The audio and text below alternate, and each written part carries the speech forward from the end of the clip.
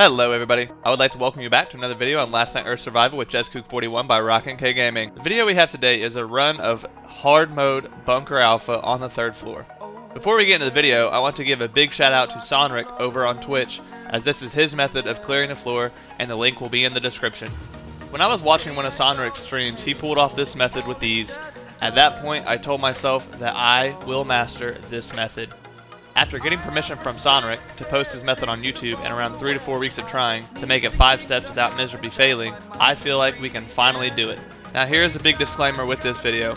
This method of running hard mode is not for beginners at all and is actually quite difficult. Also, I'm not going to follow Sonric's method step by step, and I will be changing a few things during the run to work out better in my favor. That being said, it doesn't take a lot of weapons or armor, but this method is even more stressful than Bunker Bravo with all the floors activated at the same time. These are the items that I will be taking for this run. I'm sure we won't be using everything, but as you know, I like to be over prepared. For this run to work, you will have to break it up into 2 different parts. Part 1 will be setting everything up and killing certain zomzoms. Part 2 is going through and destroying all of the remaining zomzoms. Since all that has been said, let's get into the video. First thing you will need to do is run down the hallway and sneak attack this first zombie. To do this, you will have to be sneaking before you open the door. Once you open the door, quickly press the sneak button. If done correctly, the zomzom will not notice you there at all. If at any time you mess up and aggro a zombie that you don't want to, all you have to do is run back to the elevator to reset the aggro. After killing the zombie, make sure that you stay close to the wall and keep moving forward. Kill the toxic spitter as quickly as possible, and if you aggro the exploder as I do, just reset the aggro. It is very important that you do not damage any of the zombies except for the ones that I do. If you damage them, then they will start to automatically aggro, and this method will not work. Okay, now that the aggro has been reset, make sure that you stay on the left side of the wall and make it all the way back to where you left off. Open the door and kill the 3 zombies in this room. Make sure that you stay close to the wall on the left or you will aggro the exploder if you move too close. Once the zombies are dead, sneak behind the exploder and make your way to the door and open it. Take out these 2 toxic spitters and then also the other 3 that are located by the gas. Continue down the path and open the door to the blind one. This will provide you an area to have cover and wall trick the next 2 zomzoms with ease. Sneak open the next door and take care of all the zombies in this room. You will be able to sneak attack the exploder if you stay close to the wall on the left side. Once all the zombies are dealt with, access the terminal to open the next door. Now, opening this door here can be a bit tricky. The plan here is to kill the toxic spitter but not damage the exploder at all. Open the door and quickly move back following the path that I do. Like I said, we do not want to damage this exploder, so we will have to reset his aggro. Once you have made it back all the way to where you left off, you will want to stay on the far right side of this room. If you don't, the zomzom will aggro and you will have to reset him once again. Kill the 2 toxic spitters that are guarding the hallway. If you didn't know, you can sneak attack this first spitter if you stay close to the wall as I am doing here. Now, all we have to do is take this very long and slow walk. Make sure that you follow the same path that I do so you don't aggro any of the zombies along the way. Since we have made it through the gore, keep moving forward and stay sneaking. Take out the toxic spitter and open the terminal. Move over and kill this exploder here. Well, don't do what I did. If you follow this wall and move behind him, you will be able to get a sneak attack in to save some weapon durability. And that is it, and part 1 is complete. With part 1 being complete, now we can start the heart attack of part 2. I'm going to go ahead and switch armor sets just to be safe. I have died I don't know how many times because my armor ends up breaking. Well, not today. Since we are ready for part 2, make sure that you pay attention to my movements very carefully. The key things to take note of here are what side of the walls to run on, what doors to open, in what order, and which zombies to aggro. With all that being said, let's get this heart attack started. Aggro the frenzy giant and then move to the next zombie to aggro. When entering the room, make sure you hug this wall or you will aggro the exploder in this room as well.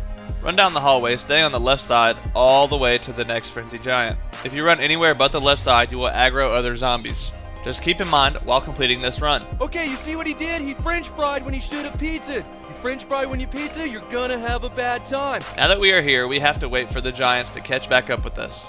A key thing for this run to work is you do not want to get too far ahead of the giants or they will turn around and cut you off. Move out, and once you get to the door, start sneaking to get past the exploder.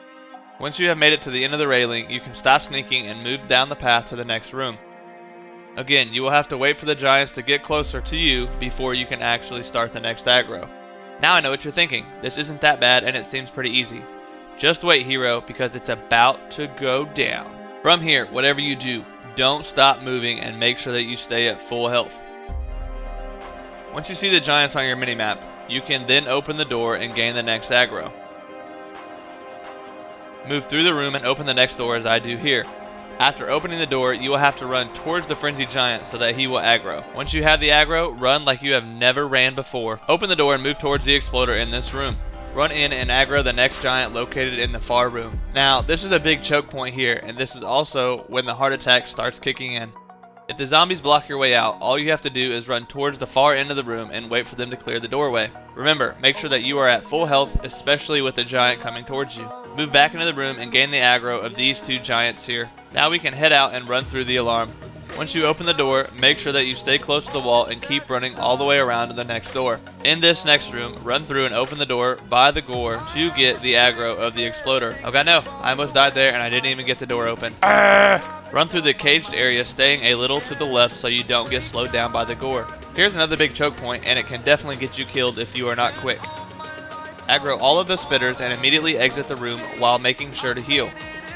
Now with this room, there is really no time to watch your health, so I would suggest just spamming that heal button. Now that you are out of the zombie hellhole, run down the hallway, but this time you will be staying on the right side of the wall so you will aggro the remaining zombies. Gain the aggro of the last exploder and hang a left into the room. Move into the bathroom and hide behind the stall. From here, you are almost done with this run. All you have to do is wait for all of the giants to make it to you and pile up. Once all of the zombies are in the room, slowly move over until you are standing in the middle of these 4 squares here and throw 2 grenades. Once you throw the grenades, move back behind the stall for protection. Move back to the same 4 squares and throw 2 more grenades. And now your heart attack is over. If you go to throw a grenade and nothing happens, that means you are not in the center of the 4 squares and you must readjust. Make sure that if you get hit, obviously move back and heal and try again. Now we can collect all of these drops and go kill that little lone wolf that decided not to run after us to join the party. Overall, I feel like this method is great and will save a bunch of weapons, especially on hard mode, but again, that is just my opinion.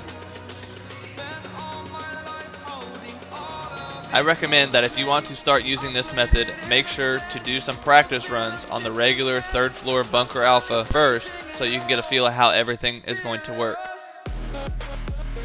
Here is a before and after shot of what we had starting the run and what we had after the run was complete. Well, that about wraps up everything for this run. Thank you so much for making it to the end of the video. If you liked it, make sure to press that like button as it really does help support the channel. Also, if you're not already, make sure to get subscribed to catch future videos just like this one. Thanks for watching everyone, and I'll catch you in the next video.